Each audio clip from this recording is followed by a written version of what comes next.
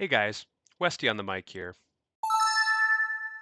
Welcome back to another Elite multiplayer battle.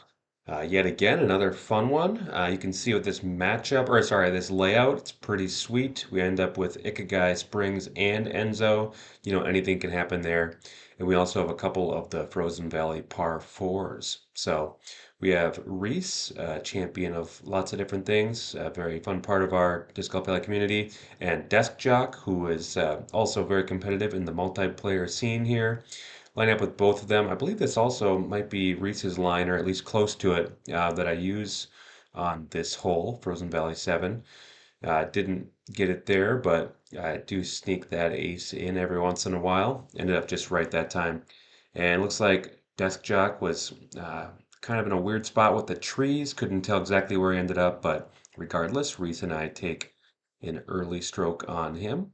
I'm pretty confident just looking at this layout, though, that that will not remain that way. So here, there's a few different lines I try for eagle. Early in the round, and with the wind pushing to the left, I decide I want to go for the eagle look. Unfortunately, the disc turns way too much out of my hand. I thought I had the line right, but obviously it just turned way too much and way too fast, and I am in the water. So looks like neither of those two ended up in the water. We'll see. It's possible Reese has enough angle to have a look at the basket, but I'm thinking they're both going to be laying up. Yep, would you look at that? They both just ended up. Oh, looks like Desk Jock did have a chance. He left it up high and was just barely short. Kind of fun to have ones like that go in every once in a while, but they both took one stroke on me there. So now Reese is one shot ahead of both of us, and we'll see what's next. It is Frozen Valley 9. So I have a pretty standard play that I do here, but I'm going to try to get a little more aggressive just because now I want to gain a stroke. And I went a little bit higher and then just put a little more hyzer on it than normal. And I'm liking this line almost perfect. It was almost going to feed right down to the green regardless, being whatever distance this is going to be, so 133 out. I'd much rather be anywhere kind of in this bottom plane and have a flat look at it than be somewhere up on the hill trying to make it. Just because this throwing range kind of feels good to me, but up on the hill, I feel like it's just totally messing with my muscle memory, and that's a very tricky throw in for me to make. Anyway, that's just my take on it. And I did take a stroke back, so now it's once again Reese and I in the lead, and Desk Jock is one behind us. Moving on, we now have five par fours and a par five left in the lineup as we're ending with Ikigai Springs and Enzo. So this one on 90% of the wins, I will do my light glide rive, put the second chevron at the edge of the pond, and just kind of let it fade out here to the left. The only time I ever do anything different is if there's like a really strong headwind. I'll use the water skip instead, and that typically kind of covers the misses might make and ends up putting me in a similar spot. So, ooh, it could be a weird spot for Desk Jock there. If you get stuck right next to that wall, you can have a really hard time being able to putt or throw out from in there. But he might have had a foot or two of separation and he didn't look to have any issue. Somewhere along the line, though, he did get a par. I don't know. I wasn't paying close enough attention. Maybe he went OB on the drive.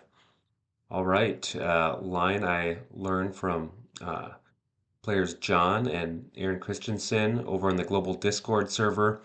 This forehand line, if there's any wind pushing this direction and it's not like a super serious round, I will give this a shot. Sometimes you can get even closer, kind of get in that valley, but 146 on pretty flat ground, I'm happy with that. So we'll see if we can get our eagle.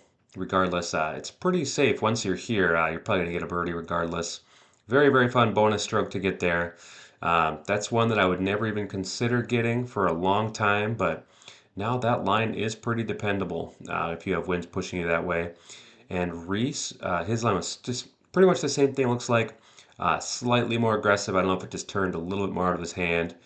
Sometimes these follow flights are like this is one of the holes where I feel like it's inaccurate more often than not, but it's very possible he slid it out of bounds there. And we'll see if this shot following it in. All right, sweet throw in from him. And yep, that is for birdie. So between the three of us, we've had several long throw ins already. Very fun to see that. And would you look at that? I took the solo lead. We'll see if I can hold it. Ooh, this wind. I really should just flop it up in the air. In hindsight, I should just put it up in the air and let it float around. I tried to do my normal play where it bounced it off the cliff there, but didn't get it across the water. And it looks like Reese might be in the water too. So generally, my play to try to get up there for to say birdie from here is using the glide skip ride. But since it's pushing so hard this direction, I do decide to go a little bit less stable with the cloud breaker. And I found a gap in the trees, and look at that. Um, Easy. Well, right up there to save the birdie. And yeah, I mean, that could be a lot worse. I expect from there, even if I do have a chance for a throw in, that I'll be back in the trees area. So that was kind of best case scenario on that attempt.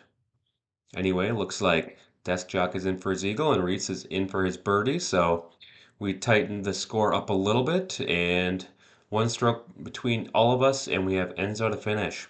So I have been going slightly more aggressive on this hole. With the one wind, I could just be smart and do my glide roll ride, but this gives me it's giving me a pretty good shot. There's a lot of things that can stop it here, and if you do miss, you generally have a putt, like you're going to get your birdie. So it's been kind of fun to try it. I've gotten a lot of eagles with it, but it was not to be this time, and I have the birdie. Anyway, got close. One of these days I'll hit that ace, and it'll be fun to watch. And Reese makes his throw in here. And looks like Desk Jock was a little bit further back on the hill. And I'm guessing he just kind of laid that up as opposed to giving it an aggressive run. So, two holes to go. Reese and I have it knotted up, and Desk Jock is a little bit behind, but still time to go here. All right, Ikigai Enzo 1, a hole that has been stumping me. This is a line I learned from Bogey League teammate Justin, Mr. Frunk in game, and he convinced me that the skip disc here just adds more element of risk than I need, and I have been going out of bounds quite a bit, so decided to try this line. Just turned it over a little bit. It often gets me close to about 110, 120 feet out, but this time it did not. So I'm having a hard time judging power here. I figure I'll be short. I was a little bit shorter than I planned on, I think. So it looks like Reese pegged this line. I'm guessing he got unlucky and it skipped all the way through the green. Regardless, he's going to be in for his par. Desk Jock in for his eagle, and I'm in for my birdie. So weird turn of events there, but I am all the way into solo first and kind of a crazy turn of events. Now we're on to Ikigai Enzo hole 9. I love this hole right now. I feel like I have a pretty good line. Um, Looks like we're all going pretty similar here. We'll see how close we can get to the green. I left it a little bit wider than I like. Regardless, if I'm not stuck behind the tree, I should be in a pretty good shape. And we'll see if I can finish it out.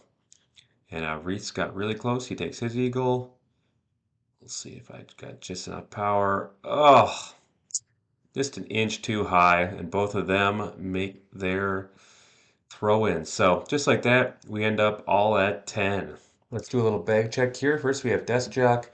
He's got a Sapphire there. I'm guessing that was a season pass find. He's a big Gald guy. Drives with 5 different Galds. That's pretty unique. Got a very cool white accurate roll Sapphire there. And then he putts with the spike and the harp. So very interesting, kind of a unique bag. Moving on over to Reese's bag. He always has some fun toys in here. He has a cool new Hobsonheiser Glide Roll Rive. He's got his own stamp, Water Skip Rive, Cloud Breaker Light Glide. That's fun with the Area 64 stamp. He's got his own face and Brandon's face on a disc. That's right, he has Sampo. He loves that disc, I know. Got a very cool Hobbs Accurate Extra Glide Sapphire. Ooh, he's got that second Christmas sweater Sampo. Forgot about that. Then he bags his True Legend disc and also bags a Rauta Reese and Bagger stamp disc in his putter or mid slots. So very cool. Always a fun bag to check out. And yeah. Anyway, thanks for watching. We'll catch you guys next time.